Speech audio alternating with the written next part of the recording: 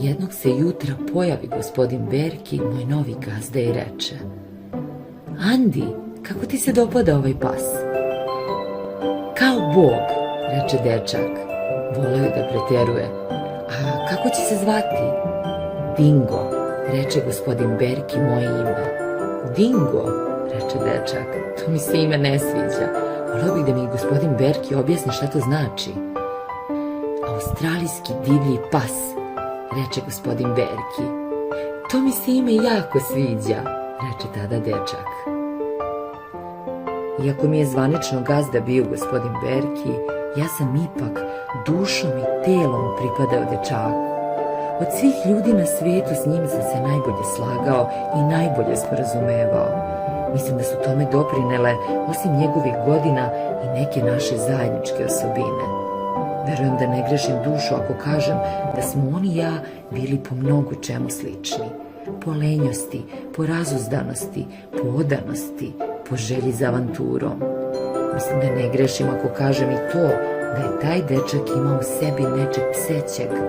Što se tiče njegovog njuha i njegove preosjetljivosti na mirise, siguran sam da ne grešim. Usamljenost i tuga spojiše naše živote.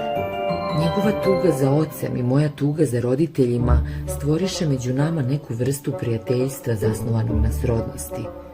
Kako sam počeo naglo da rastem i da stičem ugled među seoskim džukcima kao mudar i učen pas svog malog mudrog gospodara, dečak je postajao sve manje usamljen, sve ponosniji na mene i sve odvažniji. Jer ja sam ga oslobodio ne samo njegovog urođenog straha od pasa, od te iste boljke bolovao i njegov otac, nego je i uopšte postao hrabriji, jer je znao da u meni ima sigurnog i odanog zaštitnika. Za uzvrat, on me naučio raznim korisnim veštinama koji izazivaju poštovanje. Umeo sam da doteram zalutale krave, da otkopavam krtičnjake, to iz pustog zadovoljstva, kako bismo prekratili vreme, da jurim zečeve, da otkrivam lisičije jazbine i gnezda barskih ptica, da lovim divlje patke, žabe, leptire, zmije. Čak sam naučio dečaka da razgovaram s njim u časovima usamljenosti. Sjećam se jednom kad nam se bila izgubila krava narandža, za malo nismo pobegli u svet. Dečak mi je usput poverio teške i odgovorne zadatke. Jedna je njegova poruka bila tolika da sam ličio sebi pre na goluba pismonošu nego na psa. Čim bismo bili jako nesrećni, odmah smo kovali plan da bežimo u svet. A nismo, dospeli nikad dalje od trećeg atara. Dečak je znao katkada da mi priča priče ili da mi ih čita. Mislim da ne preterujem ako kažem da sam već bio naučio napamet onaj roman Čovek, konj, pas, što ga je dečak toliko puta pričao čobanima, izmišljajući često i doterujući ga. Ne, moj život nije roman. On je sav od malih priča, od mnogih malih dogodovština, veselih i tužnih, no u tim je pričama uvek prisutan dečak, kao što sam i ja prisutan u njegovim pričama. Primećujem u poslednje vreme da je dečak tužan. Postao je prema meni nekako hladniji, obazriviji. Vidim, krije nešto od mene, ali sam uskoro shvatio čemu je reč i eto, ponovo me skolila ona moja stara pseća tuga. Dečak se opet sprema da ode u svet. Ovoga puta iz istinski, u to nema sumnje. Shvatam i to zašto me izbjegava. Hteo bi da olakša sebi rastanak. A ja sam se od te iznenadne tuge razboleo. Kunjam pred dečakovim pragom kako mi ne bi pobegao bez oproštaja. Kunjam i razmišljam o svom životu. Osjećam, ovaj rastanak neću preživeti. Au, au. Dragi gospodine Berki, ovo vam pismo pišem iz daleka i hoću da vas pozdravim i pitam za zdravlje. Polako se privikavam na nove drugove u školi, ali mi se svi rugaju zbog mog izgovora. Još uvek sanjam noću da sam tamo kod vas, pa me mama budila baš sinoć jer sam plakao u snu. Mama kaže da je to nostalgija i da će sve to brzo proći. Dragi gospodine Berki, molim vas najljubaznije da mi se ne smijete zbog ovoga što ću vam sada reći. Ja sam sinoć plakao najviše zbog mog psa Dinga. Ana mi se još uvek podsmeva i kaže da sam ja zaljubljen u tog psa, a možda je to i istina, no ja verujem da ćete me vi razumeti i da mi se nećete rugati. Ispričat ću vam sada kako mi je bilo teško kad smo krenuli na put, kako me potresao taj rastanak. Sjećate se da sam ja pred sam polazak kola bio nestao i da sam došao u posljednjem trenutku, da su me svi grdili. Kazat ću vam gdje sam onda bio. Odveo sam Dinga na obalu Kjerke da se pozdravim s njim. Zatim sam ga vezao kaišem za vrbu, a on se nije opirao, samo je cvileo. Hteo je da krene sa mnom i molio me da ga pustim, no ja sam mu rekao da ostane, da je život takav i da znam da nikada neću naći boljeg prijatelja od njega, ni među psima, ni među ljudima. Onda sam čuo kako me zovu, pa sam otrčao da se pozdravim sa svima vama. Sjećate li se, svi smo plakali, moja majka i Ana, i vaša mama i vi. Znali smo da se nećemo nikada više vidjeti. Onda su kola krenula, a ja sam još uvijek plakao, srce mi se kidalo od plača. Sjećao sam se svih onih godina koje smo tamo proveli, mog pokojnog tate koji se nije nikada vratio, vas, vaše mame, gospođe Rigo, učiteljice, Bele Hermana, Lacike Tot, Julije Sabo i ostalih. I zamislite, gospodine Berki, koga sam ugledao. Za nama je trčao Dingo i cvileo i sve glasa, a mi smo svi opet zaridali. Onda sam zamolio čika Martina da ga otera bičem i da potera konje brže, jer nisam mogao da podnesem više cviljenje. Dingo je, možete zamisliti, bio na kraju snaga, jer je trčao za nama sve do Čestrega. Bio je sav zapinjen, isplažena jezika. Ja sam počeo da vičam, da urlam, tako da je čika Martin morao dobro da ga išiba dok ga nije primorao da se zaustavi. Zapravo da se skljuka od iscrpljenosti nasred druma. Čak i kada je voz krenuo, ja sam jednako gledao kroz prozor i plakao. Sve mi se činilo da čujem njegovo cviljenje i da još uvek juri za nama. Eto, dragi gospodine Berki, to sam hteo da vam ispričam i da vas zamolim da mi napišete jedno pismo o svemu. Pišite mi o tome kako je Dingo. Još bih vas zamolio, ako mi se nećete smijati, da mu pročitate ovo moje pismo i da mu kažete da ja nisam kriv, da ga nisam mogao povesti sa sobom, da ga neću nikada zaboraviti. Kažite mu i to da ću jednog dana kad postanem pesnik napisati o njemu pesmu ili basnu. U toj basni Paš će da govori i zvaće se naravno Dingo. Molim vas, dakle, gospodine Berki, da mi učinite to.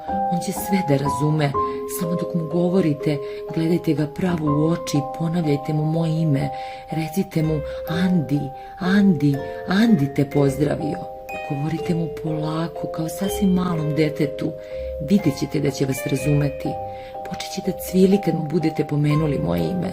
To će značiti da je sve razumeo. Na kraju vas još molim da ga pazite i da mu kupite dobru večeru za ovaj novac koji vam šaljem. On najviše voli konjetinu sa dosta kostiju, a to možete sigurno da kupite u Bakši kod gospodina Feješa Mesera. Također vas molim, dragi gospodine Berki, da u vašem pismu moje mami ne pominjete ovaj novac. To je od moje ušteđevine, jer bi mi se Ana sigurno rugala. Zato je najbolje da pišete meni lično, onako kako sam vas zamolio. Za sada neka bude dosta. Vas i vašu mamu, kao i gospođu Rigu i sve moje drugove, a posebno Belu Hermana, Laciku Tot i Juliju Sabo i sve ostale, najsrdačnije pozdravlja i svih se rado seća vaš jadni Andreja Sam, učenik.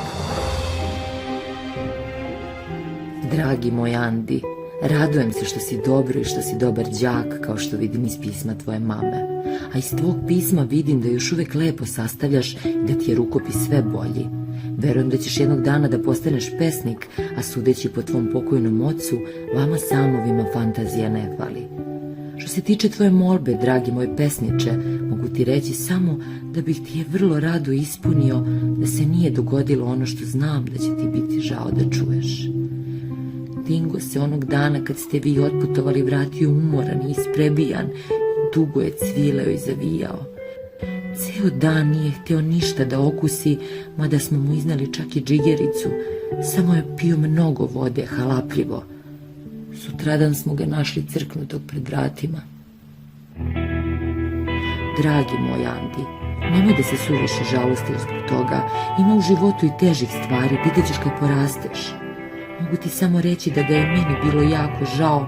To je bio zaista divan pas, a mama je čak i zaplakala. Naravno, ti ćeš to da prežališ i da sasvim zaboraviš jednog dana. A za novac koji ti šaljem, da ti je kamata, kupi sebi naliv pero i pokušaj da napišeš o tom događaju neki sastav u stihu ili prozi, pa mi to pošalji. Ako bude dobar, pokazat ću ga i gospođi Rigu, tvojoj učiteljici, a ona će se sigurno mnogo obradovati. Ako joj se bude svideo, možda će ga objaviti u Dobrom pastiru. Tvoji te drugovi svi pozdravljaju. Budi dobar i nemoj se mnogo žalostiti. Tvoj Čika Berki.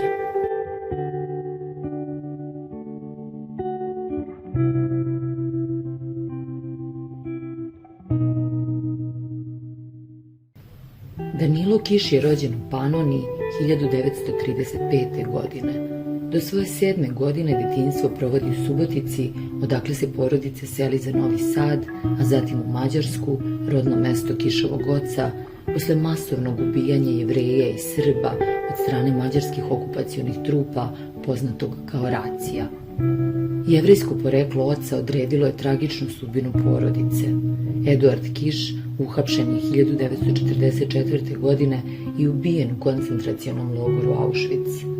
Porodica je deportovana u Cetinje, rodno mesto Danilove majke Milice, rođene Dragičević. Danilo Kiš je diplomirao 1958. na katedri za opštu književnost u Beogradu. Dopisni član Srpske akademije nauka i umetnosti postao je decembra 1988.